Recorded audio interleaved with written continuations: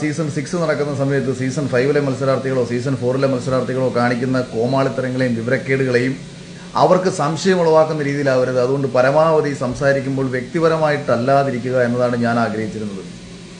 പക്ഷേ കഴിഞ്ഞ ദിവസം 1-2 പ്രശ്നങ്ങൾ വരികയും ഞാൻ ചിലതൊക്കെ കണ്ടില്ലെന്ന് നടിക്കുകയും ചിലർക്കൊന്നും മറുപടി അർഹിക്കുന്നില്ല. വ്യക്തിപരമായിട്ട് എനിക്കെതിരെ പറയുന്നവർ അതിൻ്റെ പേര് റീച്ച് ഉണ്ടാക്കിയിരിക്കും. എന്നിരുന്നാലും ശോഭ ചില പരാമർശങ്ങൾ നടത്തി. അതിൽ 1-2 കാര്യങ്ങൾക്ക്, അല്ലാതെ ശോഭയ്ക്ക് എന്തും പറയാം, ശോഭ എന്തും പറഞ്ഞ് റീച്ച് ഉണ്ടാക്കാൻ ശ്രമിക്കുക, എന്തെങ്കിലും ലൈം ലൈറ്റിൽ നിൽക്കാൻ ശ്രമിക്കുക, എന്താണെന്ന് വെച്ചാലും അത് ചെയ്യാം, അത് പ്രശ്നമില്ല. പക്ഷേ ശോഭ പറഞ്ഞത് ചില കാര്യങ്ങൾക്ക് അതിനു മുമ്പ് ശോഭ പറയുന്ന കാര്യങ്ങൾ ഏറ്റുപിടിക്കാൻ നടക്കുന്നവരോട് എനിക്ക് പറയാനുള്ളത്, തൂറിയവനെ ചുമന്നാൽ ചുമന്നവനും നാറുമെന്നൊരു ചൊല്ല് നമ്മുടെ നാട്ടിലുണ്ട്. അതൊന്ന് ഞാൻ നിങ്ങളോട് പറയുകയാണ്. ഇപ്പോൾ ഇതിൽ ഈ ചാനൽ ചർച്ചകൾ എന്നെ ന്യൂസ് 18 ചാനലിൽ നിന്ന് വിളിച്ചു. ഞാൻ വിളിച്ച സമയത്ത് ഞാൻ അവരോട് അങ്ങോട്ട് ചോദിച്ച ഒരു ചോദ്യം എന്ന് പറയുന്നത്, ഞാൻ അവരോട് ആരോപണ വിധേയരായിട്ടുള്ളവരിൽ നിന്ന് വിഷമങ്ങൾ ഉണ്ടായിട്ടുള്ള ആൾക്കാരുടെ പേരുകൾ പറയാം. അതായത് സ്ത്രീകളുടെ പേരുകൾ ഞാൻ പറഞ്ഞാൽ നിങ്ങൾക്ക് ആംബിയർ ഉണ്ടോ ഇത് ടെലികാസ്റ്റ് ചെയ്യാൻ? കേരളത്തിൽ ഏതെങ്കിലും സ്ത്രീകൾക്ക് ഇത്തരത്തിലുള്ള ബുദ്ധിമുട്ടുകൾ നേരിടേണ്ടി വന്നാൽ അത്തരം സ്ത്രീകളുടെ പേരുകൾ പുറത്തു പറയാൻ ഏതെങ്കിലും മുഖ്യധാരാ മാധ്യമങ്ങൾ തയ്യാറാകുമോ? ഈ വിവരക്കേടുകൾ പറഞ്ഞുകൊണ്ട് ചാനലിലിരുന്ന് ചർച്ച നടത്തുന്ന ലവലേശം ബോധ്യമില്ലാത്ത മാധ്യമ കോമാളികളോട് തന്നെയാണ് എൻ്റെ ഈ ചോദ്യം. പിന്നെ രണ്ടാമത്തെ കാര്യം, സ്വന്തം താല്പര്യങ്ങൾ സംരക്ഷിക്കാനും സ്വന്തം നേട്ടങ്ങൾ സംരക്ഷിക്കാനും വേണ്ടിയിട്ട് ശാരീരികമായോ സാമ്പത്തികമായിട്ടോ ഉള്ള കാര്യങ്ങൾ കൊടുത്തുകൊണ്ട് ആരെങ്കിലും ഒരു കാര്യം നേടിയെടുക്കുന്നുണ്ടെങ്കിൽ അവർ ആരെങ്കിലും വന്ന് പുറത്തു പറയുമോ? അവരുടെ അത്തരം പ്രവൃത്തികൾ കൊണ്ട് അർഹതയുള്ളവർക്ക് നീതി നിഷേധിക്കപ്പെടുന്നു എന്നുള്ളതല്ലേ ഞാൻ ചൂണ്ടിക്കാണിച്ച പ്രധാനപ്പെട്ട പ്രശ്നം. ചിലർ ഇത്തരം ആക്ടിവിറ്റികളിലൂടെ തങ്ങളുടെ കാര്യം സാധിക്കാൻ സിനിമാ മേഖലയിലായിക്കോട്ടെ, അത് വ്യാവസായിക മേഖലയിലായിക്കോട്ടെ, എന്റർടൈൻമെന്റ് മേഖലകളിലായിക്കോട്ടെ, ഇത്തരം കാര്യങ്ങൾ ചെയ്യുമ്പോൾ അതിലേക്ക് എടുക്കാൻ നിൽക്കുന്ന ആൾക്കാർ, അതായത് ഞാൻ ആർക്കെതിരെ ആരോപണം ഉന്നയിച്ചോ അത്തരം മാനസികാവസ്ഥ കൊണ്ടു നടക്കുന്ന ആൾക്കാർ അവരുടെ താല്പര്യങ്ങൾക്ക് വേണ്ടിയിട്ട് അർഹതയുള്ളവരെ തഴയുന്നു എന്ന കാര്യമാണ് ഞാൻ ചൂണ്ടിക്കാണിച്ചത്. ഞാൻ ഉന്നയിച്ചൊരു വിഷയത്തിന്റെ ഗൗരവം ആർക്കെതിരെയാണോ ഉന്നയിച്ചത് അവർ വർക്ക് ചെയ്യുന്ന പ്രസ്ഥാനത്തിന് മനസ്സിലാവുകയും അവർ അന്വേഷണം പുറപ്പെടുവിക്കുകയും ചെയ്തിട്ടുണ്ട്. അതുകൊണ്ട് തന്നെയാണ് ഞാൻ ആ വിഷയവുമായി ബന്ധപ്പെട്ട് കാര്യങ്ങളെ കുറിച്ചിട്ട് മറുപടി മറ്റൊന്നും പറയാതിരുന്നത്. അപ്പോഴാണ് ശോഭ ഒരു കാര്യം പറയുന്നത്, ഈ കഴിഞ്ഞ സീസണിൽ ശോഭയെ മാനസികമായിട്ട് തളർത്തി തോൽപ്പിക്കാൻ അവർ ശ്രമിച്ചു എന്നുള്ളത്. അപ്പോൾ എനിക്ക് ചില കാര്യങ്ങൾ പറയേണ്ടി വരും. ശോഭ മറന്നുപോയതാണ് പലതും.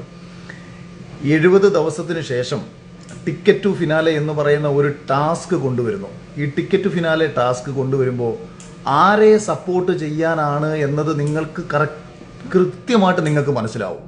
കാരണം രാവിലെ തൊട്ട് വൈകുന്നേരം വരെ ഒരിടത്ത് കുത്തിയിരുന്നാൽ ആര് വിജയിക്കും, ആ സീസണിലുള്ളതിൽ ആര് വിജയിക്കും, ആരതുകൊണ്ട് ഫിനാലെ വിജയിച്ച് വരണമെന്നാണ് ആ ടാസ്ക് കൊടുത്തിട്ടുള്ളവർ ചിന്തിച്ചിട്ടുള്ളത് എന്ന് നിങ്ങളൊന്ന് ആലോചിച്ച് നോക്കുക. പിന്നെ 2, ഒരു പ്രാങ്ക് ശോഭയ്ക്ക് വേണ്ടി തന്നെ, അതായത് ശോഭയ്ക്ക് ജനങ്ങൾക്കിടയിലേക്ക് കൂടുതൽ റീച്ച് കിട്ടാനും ആ സമയത്ത് കൂടുതൽ കണ്ടന്റ് ശോഭയുടേക്ക്, അതായത് ശോഭയുടെ കണ്ടന്റ് ഒന്നും ആ സമയത്ത് ഇല്ല. അപ്പൊ ശോഭയ്ക്ക് വേണ്ടിയിട്ട് ഒരു ദിവസത്തെ ഫുൾ കണ്ടന്റ് ഒരു ടാസ്ക് കൊടുത്തുകൊണ്ട് ശോഭയ്ക്ക് വേണ്ടിയിട്ട് തന്നെ അണിയറയിലുള്ള ആൾക്കാർ സപ്പോർട്ട് കൊടുക്കുകയാണ്. ഇനി മറ്റൊരു കാര്യം കൂടെ ഞാൻ പറയാം. അതായത് ഈ ഞാൻ ഹോസ്പിറ്റലിൽ പോയ സമയത്ത് ശോഭ പറയുന്നൊരു കാര്യം ഉണ്ടായിരുന്നല്ലോ, എന്തായിരുന്നു, ഇവനെ കൊല്ലത്തേക്ക് അങ്ങ് പാക്ക് ചെയ്താൽ മതിയെന്ന്. അത് പുറത്ത് വലിയ രീതിയിൽ ഗൗരവമാവുകയും ആ വിഷയം ചർച്ചയിൽ എടുക്കണമെന്ന് വീക്കെൻഡ് എപ്പിസോഡിൽ ഇവർ സംസാരിച്ചു. അതായത് ലാലേട്ടൻ ഇത് സംസാരിക്കണമെന്ന് സംസാരിച്ചു. പക്ഷേ അത് സംസാരിക്കാൻ സമ്മതിപ്പിച്ചില്ല. കാരണം ലൈവ് കാണുന്ന പ്രേക്ഷകരെക്കാട്ടിയും എത്രയോ ഇരട്ടി ആൾക്കാരാണ് ഈ പറഞ്ഞ എപ്പിസോഡ് കാണുന്നത്. അപ്പോൾ ഈ എപ്പിസോഡിൽ ഇങ്ങനെ ഒരു മൈൻഡ് സെറ്റുള്ള ഒരാളാണോ ശോഭ എന്ന് പ്രേക്ഷകർ അറിയണ്ട എന്ന് വിചാരിച്ചിട്ട് ആ വിഷയം സംസാരിപ്പിക്കണ്ട എന്ന് പറഞ്ഞ് മാറ്റിയതും ഞാൻ ഈ ആരോപണം ഉന്നയിച്ചതിൽ ഒരാളാണ്. പിന്നീട് നമ്മുടെ ഫാമിലി ടാസ്ക് പ്ലാൻ ചെയ്യുമ്പോൾ ഫാമിലി ടാസ്കിൽ ശോഭയുടെ ഫാമിലി വരില്ല എന്നായിരുന്നു ആദ്യം പറഞ്ഞത്. ശോഭയുടെ ഫാമിലി വരില്ല എന്നുണ്ടെങ്കിൽ അങ്ങനെ ഒരു ടാസ്കേ വേണ്ട എന്നൊരു തീരുമാനം ഇവർ എടുക്കുന്നു. അപ്പോൾ ഇതിന്റെ പിന്നിൽ പ്രവർത്തിക്കുന്ന ഉത്തരവാദിത്തപ്പെട്ട മറ്റു ചിലർ, അതായത് 1-2 ആൾക്കാരുടെ സ്ഥാപിത താല്പര്യങ്ങൾ ഇവിടെ നടപ്പിലാക്കാൻ പറ്റില്ല എന്ന് വാശി പിടിച്ചുകൊണ്ട് ശോഭയുടെ ഫാമിലി വരില്ല എന്ന് കരുതിയിട്ട് ഒരു ഫുൾ ടാസ്ക് മാറ്റി വെക്കാൻ പറ്റുമോ? അങ്ങനെ അവർ അതിന് മുകളിലോട്ട്, അതായത് അധികാരത്തിന് അതിന് മുകളിലിരിക്കുന്ന ആൾക്കാരെ ഈ വിഷയം അറിയിച്ചുകൊണ്ട് അവർ പറയുന്ന കാര്യം ഇങ്ങനെയാണ്, ഇത്തരം ഒരു ടാസ്ക് ചെയ്യുമ്പോൾ മത്സരാർത്ഥികളുടെ റിലേറ്റീവ്സ് ഇവിടെ വരണം. അങ്ങനെ റിലേറ്റീവ്സ് വരുന്ന സമയത്ത് നമുക്ക് സാമ്പത്തിക നഷ്ടമുണ്ടാകും. കാരണം അവർക്ക് ഫ്ലൈറ്റ് ടിക്കറ്റ് എടുക്കണം, അവരെ ഇവിടെ കൊണ്ടുവന്ന് സ്റ്റേ ചെയ്യണം, തിരിച്ചു കൊണ്ടുപോകണം. ഇങ്ങനെയുള്ള സാമ്പത്തിക നഷ്ടത്തിന്റെ പേരിലാണ് ഈ ടാസ്ക് മാറ്റിവെക്കുന്നത് എന്നുണ്ടെങ്കിൽ അത് ലോജിക്കലി നമുക്ക് മനസ്സിലാക്കാം. പക്ഷേ ശോഭയുടെ ഫാമിലി വരില്ല എന്ന ഒരു കാരണം കൊണ്ട് ഇത്തരം ഒരു ടാസ്ക് മാറ്റിവെക്കേണ്ട സാഹചര്യം ഉണ്ടാവരുത്. അവിടെ എന്താ പ്രശ്നം? അവിടെ ഫാമിലി എന്ന, അതായത് ഹസ്ബൻഡ് ആൻഡ് വൈഫ്, ഞാനും ഷിജിച്ചേട്ടനും മാത്രമാണ് അത്തരം ഒരു പ്രോപ്പർ കുടുംബമുള്ള ഒരു മത്സരാർത്ഥി. ബാക്കിയുള്ള ആൾക്കാർക്ക് അങ്ങനെ ഒരു പ്രോപ്പർ കുടുംബമില്ല, അച്ഛനും അമ്മയൊക്കെ വന്നു പോകാമെന്നുള്ളതേ ഉള്ളൂ. അതിനുശേഷം ശോഭയുടെ ചേട്ടനെ കൊണ്ടുവരാനാണ് ഇവർ പരമാവധി ശ്രമിച്ചത്. അദ്ദേഹം ഒരു കാരണവശാലും വരില്ല എന്നിവരെ അറിയിക്കുന്നു. പിന്നീടാണ് അവരുടെ അച്ഛനും അമ്മയും വരുന്നത്. അച്ഛൻ്റെ അമ്മയുടെയും കൂടെ ശോഭയുടെ ഒരു കൂട്ടുകാരിയും വരുന്നു. അപ്പോൾ കൂട്ടുകാരി അവരോട് ആവശ്യപ്പെട്ടത് അവരെ കൂടി ഇതിനുള്ളിലേക്ക് കയറ്റിയാൽ അവർ വരാം. ആക്ച്വലി അങ്ങനെ ഒരാളെ അതിലേക്ക് കയറേണ്ട കാര്യമില്ല. ബിഗ് ബോസിൽ നോർമലി 2 പേരെ, ഫാമിലി വീക്കിൽ 2 പേര് കയറി കഴിഞ്ഞാൽ പിന്നെ മൂന്നാമതൊരാളെ കയറണം. പക്ഷേ മൂന്നാമതൊരു ബൈസ്റ്റാൻഡറും കൂടി വന്നെങ്കിൽ മാത്രമേ ഇങ്ങനൊരു ടാസ്കിൽ അവർക്ക് ഉദ്ദേശിക്കുന്ന റിസൾട്ട് കിട്ടത്തുള്ളൂ. അപ്പം ഞാനിത് പറഞ്ഞത് ശോഭ തന്നെ വന്നിരുന്ന് ശോഭയുടെ കുഴി തോണ്ടാൻ വേണ്ടിയിട്ടാണ് എന്നെ കൊണ്ടിത് പറയിപ്പിച്ചത്. ശോഭയെ അവർ സപ്പോർട്ട് ചെയ്തില്ല, ശോഭയെ അവർ പരമാവധി തകർക്കാൻ ശ്രമിച്ചതാണ് എന്നുള്ള കാര്യങ്ങൾ പറയുമ്പോൾ, പിന്നെ ലാലേട്ടൻ്റെ അടുത്ത് വന്നിരുന്ന് സംസാരിച്ച സമയത്ത് ഞാൻ ഉന്നയിച്ച ഒരു ആരോപണത്തിൽ ശോഭയ്ക്ക് എന്തുകൊണ്ട് എന്നോട് ക്ഷമിക്കേണ്ടി വന്നു എന്നത് നിങ്ങൾക്ക് എല്ലാവരും കണ്ടിട്ടുള്ളൊരു കാര്യമാണ്. അതുകൊണ്ട് ഞാൻ അതിനെക്കുറിച്ചും ഞാൻ കൂടുതൽ ഡീറ്റെയിൽ ആയിട്ടൊന്നും പറയുന്നില്ല. പിന്നെ മറ്റൊരു ഗൗരവകരമായ കാര്യം, ഏറ്റവും വലിയ മറ്റൊരു മണ്ടത്തരം, നാളിതുവരെയും വേണ്ട എന്ന് വെച്ചിട്ട് പോയ കാര്യം, നാദ്രയെ ഞാൻ സഹായിക്കാൻ വേണ്ടിയിട്ട് പൈസ കൊടുത്തു. ഒന്ന് ആലോചിച്ച് നോക്കൂ. ഇവർ തന്നെ എനിക്കെതിരെ ഉന്നയിക്കുന്ന ഒരു ആരോപണം എന്ന് പറയുന്നത് ഞാൻ പുറത്തിറങ്ങി പോയി വന്നതിന് ശേഷം എല്ലാം മനസ്സിലാക്കി. ആയിക്കോട്ടെ, നിങ്ങൾ ഉന്നയിച്ച ആരോപണം ശരിയാണെന്നുണ്ടെങ്കിൽ പുറത്തിറങ്ങി വന്നതിന് ശേഷം ഞാൻ എന്താണ് മനസ്സിലാക്കേണ്ടത്? ഞാനായിരിക്കും വിജയിക്കുക എന്നത് ഞാൻ മനസ്സിലാക്കുന്നു. അപ്പോൾ വിജയിക്കുമെന്ന് ഉറപ്പുള്ള ഞാൻ അതിനുശേഷം ഫാമിലി ടാസ്ക് നടക്കുന്നു. ഈ ഫാമിലി ടാസ്കിൽ എല്ലാവരുടെ വീട്ടുകാരും വന്നിട്ട്, ശോഭയുടെ പോലും അച്ഛനും അമ്മയും വന്നിട്ട് പൂർണ്ണമായും അഖിൽമാരാരെ സപ്പോർട്ട് ചെയ്യുന്നു. അതായത് എന്നെ സപ്പോർട്ട് ചെയ്യുന്നു. മിഥുൻ്റെ അമ്മ പറയുന്നു, ശോഭയുടെ അച്ഛൻ പറയുന്നു, മറ്റുള്ളവർ പറയുന്നു. അപ്പോൾ ഇവരെല്ലാവരും പറയുന്നതിൽ നിന്ന് തന്നെ പുറത്ത് ഏറ്റവും കൂടുതൽ സപ്പോർട്ടുള്ള ഒരാളാണെന്ന് മനസ്സിലാക്കുന്ന ഞാൻ എന്തിനാണ് എനിക്ക് കിട്ടുന്ന 50 ലക്ഷം രൂപയിൽ നിന്ന് 1.5 ലക്ഷം രൂപ മറ്റൊരാൾക്ക് കൊടുക്കേണ്ട മണ്ടത്തരം കാണിക്കുന്നത്? ഒരു മനുഷ്യൻ അയാളുടെ ഉള്ളിൽ തട്ടി ആത്മാർത്ഥമായിട്ട് നാളിതുവരെയും അതിൻ്റെ പേരിൽ ഒരു ചീപ്പ് പബ്ലിസിറ്റി ശ്രമിക്കാതെ നാദ്രയോട് ചെവിയിൽ ഇങ്ങനൊരു കാര്യം പറയേണ്ടി വരുന്നത്, നാദ്രയ്ക്ക് ഒരു ദിവസം 7000 രൂപ ശമ്പളം മാത്രമേ ബിഗ് ബോസിൽ നിന്ന് കിട്ടിയിട്ടുള്ളെന്നും 100 ദിവസം അവൾ നിന്നാൽ പോലും അവക്ക് വെറും 7 ലക്ഷം രൂപ ശമ്പളമേ കിട്ടത്തുള്ളൂ. അവക്കൊരു വീടില്ല, അവക്ക് ഒരുപാട് ബുദ്ധിമുട്ടുകൾ അനുഭവിക്കുന്നുണ്ട്. എത്രത്തോളം മാനസികമായി എത്രത്തോളം സാമ്പത്തികമായിട്ട് മുന്നോട്ട് പോകാൻ കഴിയുമെന്ന് അവൾക്ക് തന്നെ ഒരു ഉറപ്പില്ല. മറ്റുള്ള സാധാരണ ജനറൽപ്പെട്ട ആൾക്കാർ, അതായത് ഒരു പുരുഷനോ അല്ലെങ്കിൽ ഒരു സ്ത്രീക്കോ നോർമലി പുറത്ത് കിട്ടുന്ന വർക്കുകൾ പോലെ അവൾക്ക് കിട്ടുമോ എന്നുള്ള അവളുടെ സംശയങ്ങൾ, അവളുടെ വിഷമങ്ങൾ അത് കേട്ട ഞാൻ അവളോട് പറഞ്ഞതാണ്, അവളുടെ ചെവിയിൽ പറഞ്ഞതാണ്. എനിക്ക് തോന്നുന്നില്ല അത് പുറത്ത് വലിയ രീതിയിൽ ചർച്ചയായെന്ന് പോലും അറിയത്തിനുള്ള കാര്യമല്ല. എൻ്റെ ഉള്ളിൽ തോന്നി അവളെ സഹായിക്കണം. അവൾ ഒരു നന്മയുള്ള കുട്ടിയാണ്, ഒരു പാവമാണ്, അവൾക്ക് മുന്നോട്ടൊരു ജീവിതമുണ്ടാണ്. അവളിലൂടെ ഒരുപാട് ട്രാൻസ്ജെൻഡർ ആൾക്കാർക്ക് അതൊരു വളർച്ച. ഞാൻ അതിനകത്ത് വെച്ചും ഞാൻ നാദ്രയോട് എപ്പോഴും പറയുന്നതാണ്, നിന്നിലൂടെ നിന്റെ സമൂഹം അഭിമാനിക്കണം. നാദ്രയിലൂടെ അഭിമാനിക്കപ്പെട്ട ഒരു സമൂഹത്തിന് അപമാനമായി മാറിയ ഒരു മത്സരാർത്ഥിയാണ് ഈ ശോഭ പറഞ്ഞു വിട്ടു എന്ന് പറയുന്ന ജാൻമണി. അപ്പം ഞാൻ ജാൻമണിയുടെ വിഷയത്തിലേക്ക് ഞാൻ വരാം. അപ്പം ഞാൻ ഈ വിഷയത്തിലേക്ക് ഞാൻ ഒന്ന് സംസാരിച്ചിട്ട് അതിലേക്ക് തന്നെയാണ് എനിക്ക് വരാൻ ആഗ്രഹിക്കുന്നത്. എൻ്റെ ഉള്ളിൽ നിന്ന്, അതായത് നീ ഈ പറഞ്ഞ നമ്മുടെ എന്തായിരുന്നു മണി ബോക്സ്, ഈ മണി ബോക്സ് എടുക്കുമ്പോൾ നീ മനസ്സിൽ വെച്ചോളൂ, 1.5 ലക്ഷം രൂപ നീ എത്ര എടുക്കുന്നോ അതിന് മുകളിൽ ഒരു 1.5 ലക്ഷം രൂപ ഞാൻ നിനക്ക് തരാം. എനിക്ക് കൊടുക്കേണ്ട ഒരു കാര്യവുമില്ല. കാര്യം നാദ്രയ്ക്ക് അങ്ങനെ കാര്യം എന്താ വെച്ചാൽ, ഇതിൻ്റെ ഉദ്ദേശം എന്താ? ഒരാൾ ഇങ്ങനെ പറയുമ്പോൾ പുറത്ത് നാദ്രയെ സപ്പോർട്ട് ചെയ്യുന്ന ആൾക്കാർ എനിക്ക് വോട്ട് ചെയ്യും എന്ന് കരുതിയിട്ടാണെന്നുണ്ടെങ്കിൽ ഞാൻ പബ്ലിക്കായിട്ട് അത് പറയണം. അതായത് ഇത് മറ്റുള്ളവരെ കേൾക്കുക. ശോഭയൊക്കെ ചെയ്യുന്ന പരിപാടി ഉണ്ടല്ലോ, ഈ ചാരിറ്റി ചെയ്താലും ഒരാളെ സഹായിച്ചാലും അത് വിളിച്ചു പറഞ്ഞുകൊണ്ട് ഞാൻ നന്മമരമാണ് എന്ന് കാണിക്കാൻ ശ്രമിക്കുന്ന സ്വഭാവം. അതായത് എൻ്റെ ഉദ്ദേശം നാദ്രയ്ക്ക് ഇത് കൊടുത്തുകൊണ്ട് പുറത്തുനിന്ന് വോട്ട് കിട്ടുകയായിരുന്നു എൻ്റെ ഉദ്ദേശമെങ്കിൽ ഞാൻ ഉറപ്പായിട്ടും ഇത് ഷിജു ചേട്ടനോട് ഞാൻ പറയും. കാരണം ഇത് പുറത്തേക്ക് പോകണമല്ലോ. അപ്പോൾ എനിക്കിത് പറയണം, മറ്റുള്ളവർ ഇത് കേൾക്കണം. കേട്ടിട്ട് എനിക്ക് നാദ്രയുടെ ആൾക്കാർ മുഴുവൻ ഇത് വോട്ട് ചെയ്യണം.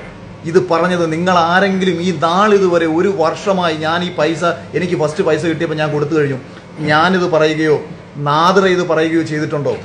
അല്ലെങ്കിൽ ഇങ്ങനെ ആരുടെങ്കിലും പറഞ്ഞിട്ടുണ്ടോ? ഇങ്ങനൊരു പബ്ലിസിറ്റിയോ ഇങ്ങനൊരു ഇതൊരു വൃത്തികെട്ട കാര്യമല്ലേ? അതായത് ഒരാളെ സഹായിച്ചിട്ട് അത് വിളിച്ചു പറയുക എന്നുള്ള കാര്യം, അത് പറയേണ്ട സാഹചര്യം ഇവിടെ ഉണ്ടാവുകയാണ് ചെയ്തത്. അതെന്തായാലും ശോഭ ഇത്തരം കാര്യങ്ങൾ എന്നെ നാറ്റിക്കുക എന്ന് പറയുന്ന ഉദ്ദേശത്തോടു കൂടിയിട്ടാണെന്നുണ്ടെങ്കിലും ഇത്തരം വിവരക്കേടുകൾ നിങ്ങൾ വിളിച്ചു പറയരുത്. കാരണം എനിക്കതിൻ്റെ ആവശ്യമില്ലായിരുന്നു. അതാദ്യം ശോഭ മനസ്സിലാക്കുക. ഇനിയെങ്കിലും ഇത്തരം വിവരക്കേടുകളും പുറത്തെഴുന്നള്ളിച്ച് നടക്കുന്ന സമയത്ത് അത്യാവശ്യം ഒരു കോമൺ സെൻസും ഒരു ബോധവും ഉണ്ടാകുക. ഒരാൾ പറഞ്ഞ വിഷയം, പിന്നെ ഞാൻ ആദ്യം തന്നെ ലൈവിൽ പറഞ്ഞു, ഇത് ജനറലൈസ് ചെയ്ത് പറഞ്ഞതല്ല. അത് ലൈവ് കണ്ട ആൾക്കാർക്ക് മനസ്സിലാവും. അപ്പോൾ ദിയാസനെയാണ് ഫേസ്ബുക്കിൽ ഒരു പോസ്റ്റ് ഇട്ടത്. അപ്പോൾ അവൾ എന്നോട് പേഴ്സണലി അവൾ എന്നെ വിളിച്ച് പറയുകയും ചെയ്തു, അഖിലെ ഇങ്ങനൊരു സംശയം ഉണ്ടാവില്ലേ? ഞാൻ പറഞ്ഞു, ഇടി അങ്ങനെ ഒരു സംശയം ഉണ്ടാവുമെങ്കിൽ ഞാൻ രണ്ടാമതൊരു ലൈവ് ഇടാം. ആ രണ്ടാമത്തെ ലൈവിൽ ഞാൻ വളരെ കൃത്യമായി പറഞ്ഞു, ഞാൻ ഇന്റർവ്യൂവിലും കൃത്യമായി പറഞ്ഞു, സീസൺ 5 ഒരു മത്സരാർത്ഥി പോലും എന്നോട് വ്യക്തിപരമായിട്ട് അവർക്ക് എന്തെങ്കിലും വിഷമം നേരിട്ടതായിട്ട് പറഞ്ഞിട്ടുമില്ല. ഇതും ഞാൻ പറഞ്ഞതാണ്. ഞാൻ ഇത്രയും പറഞ്ഞിട്ടും ഇത്രയും ക്ലാരിറ്റിയോടുകൂടി സംസാരിച്ചിട്ടും മത്സരാർത്ഥികളെക്കാട്ടിയും കൂടുതലും വിഷമം നേരിട്ടത് ഈ ഷോയിലേക്ക് കഴിയാതെ പോയിട്ടുള്ള ആൾക്കാർക്കാണെന്ന് പറഞ്ഞിട്ടും 3 പെൺകുട്ടികളോളം ഇതുമായി ബന്ധപ്പെട്ടിട്ടുള്ള അവരുടെ വിഷമങ്ങൾ പറഞ്ഞിട്ടും ഇനിയും ഇത്തരം വ്യക്തിവിരോധങ്ങൾ കൊണ്ട് നടക്കുന്ന ഒരു മാനസികാവസ്ഥ അറ്റ്ലീസ്റ്റ് നിങ്ങൾ മനസ്സിലാക്കണം. ഇതിപ്പോൾ തന്നെ ഞാൻ ഉദാഹരണമല്ല, നടന്ന കാര്യങ്ങൾ പറയാം. ഈ ലൈവ് ശ്രദ്ധിക്കപ്പെട്ടതിന് ശേഷം സകല മനുഷ്യരെയും, അതായത് ബിഗ് ബോസിലെ എന്നെ അറിയാവുന്നവരെയും എന്നോട് അടുപ്പമുള്ളവരെയും കടന്ന് മാറിയും തിരിഞ്ഞും വിളിക്കുകയാണ്. ആരെങ്കിലും ഒരാൾ വന്ന് എനിക്ക് സപ്പോർട്ട് കമന്റ് ഇട്ട് കഴിഞ്ഞു കഴിഞ്ഞാൽ അവരെ പോയി തെറി വിളിക്കുകയാണ്.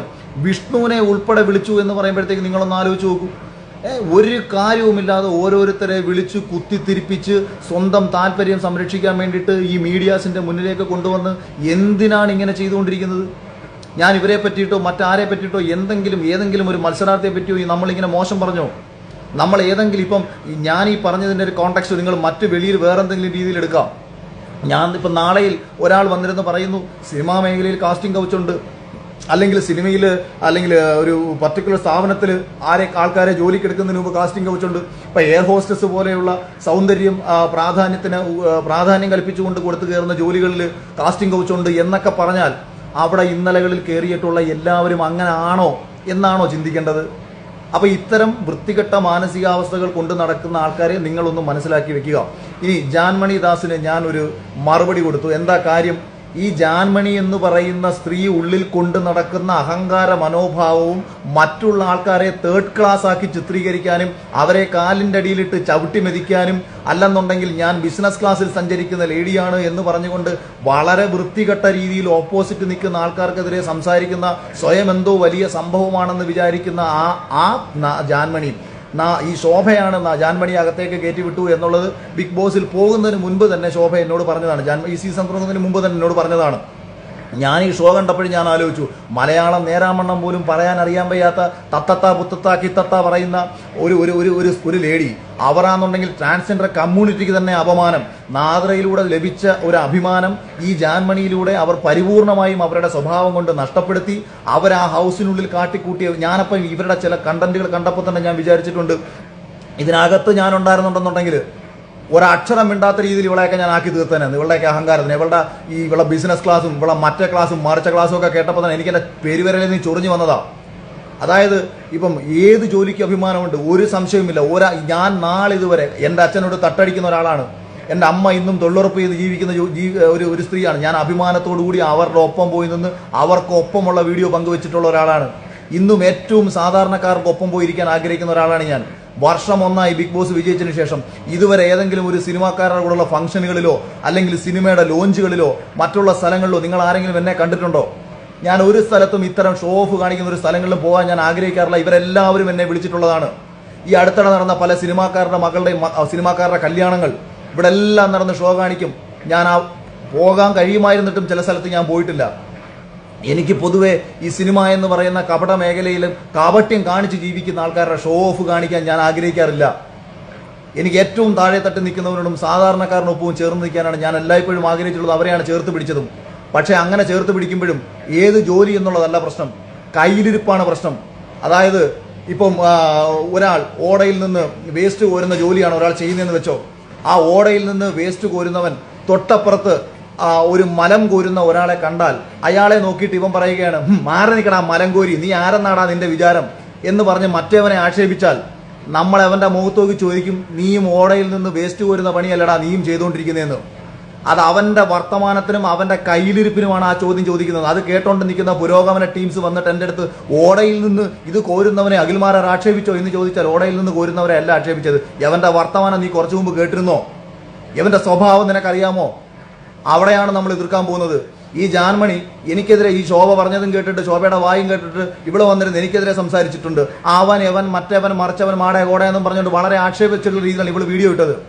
ഇവളാരാണ് എന്നെ കയറി അവൻ ഇവനെന്ന് വിളിക്കാൻ? ഇവളാരാണ്? അപ്പോൾ അങ്ങനെ പറയുമ്പോൾ ഞാൻ ഇവളുടെ പ്രൊഫഷനെ കുറിച്ച് ഞാൻ ഓർമ്മിപ്പിക്കും. കാരണം അവളും ഞാനും ഒരേ മേഖലയിൽ വർക്ക് ചെയ്തുകൊണ്ടിരിക്കുന്ന ആൾക്കാരാണ്. ഞാനൊരു ഇൻഡസ്ട്രിയിൽ ഒരു സ്ക്രിപ്റ്റ് എഴുതി ഒരു ഫിലിം സംവിധാനം ചെയ്ത ആളാണ്. അപ്പോൾ അവളെ ഓർമ്മിപ്പിക്കും, കയ്യിലിരിപ്പിനെ എതിർക്കും. കേരളത്തിലെ ഏതെങ്കിലും മേക്കപ്പ് ആർട്ടിസ്റ്റുകളോ ഈ രീതിയിൽ ജീവിക്കുന്നവരോ ബ്യൂട്ടീഷ്യന്മാരോ ആർക്കെങ്കിലും ഒരാൾക്ക് ഞാൻ പറഞ്ഞതിൽ എവിടെങ്കിലും ഒരു വിഷമം തോന്നിയിട്ടുണ്ടെന്നുണ്ടെങ്കിൽ 1% നിങ്ങളെ പറ്റിയിട്ടല്ല പറഞ്ഞിരിക്കുന്നത്. അഭിമാനപൂർവ്വം നിങ്ങൾക്ക് നിങ്ങളുടെ ഒപ്പം ഞാൻ ചേർന്ന് നിൽക്കും. പക്ഷേ ഈ ജാൻമണിയെ കണക്കുള്ളവളുമാരുടെ അഹങ്കാരം, താനേതോ കൊമ്പത്തെ കുറെ സിനിമാ നടിമാരുടെ കൂടെ ആർട്ടിസ്റ്റായിട്ട് നടക്കുക എന്ന് പറഞ്ഞിട്ടുള്ള അഹങ്കാരം, ആർട്ടിസ്റ്റുകളുടെ കൂടെ നടക്കുന്നു എന്ന് പറഞ്ഞിട്ടുള്ള അഹങ്കാരം, അത് കയ്യിൽ വെച്ചിരുന്നാൽ മതി.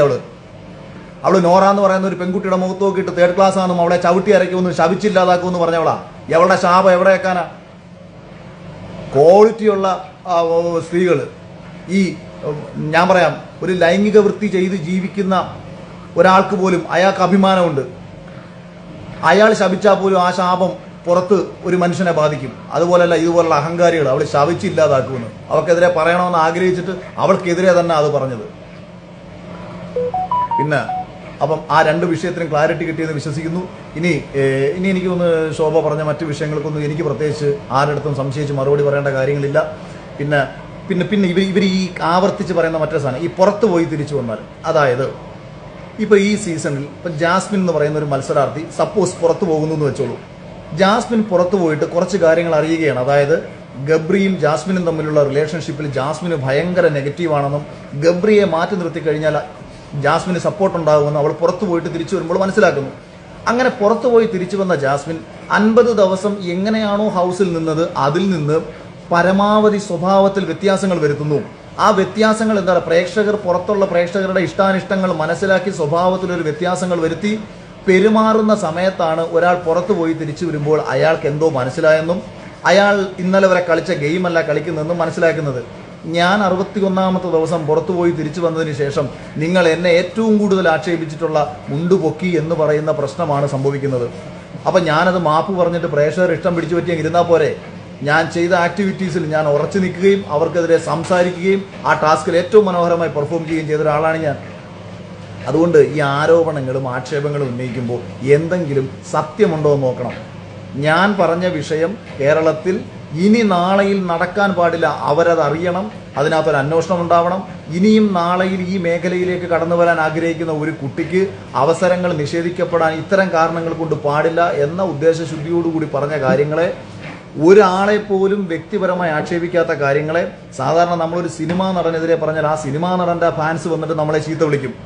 ഇത് ഈ ചാനലിൽ പ്രവർത്തിക്കുന്ന ഈ 2 പേർക്ക് എന്തായാലും ഫാൻസ് ഒന്നുമില്ല.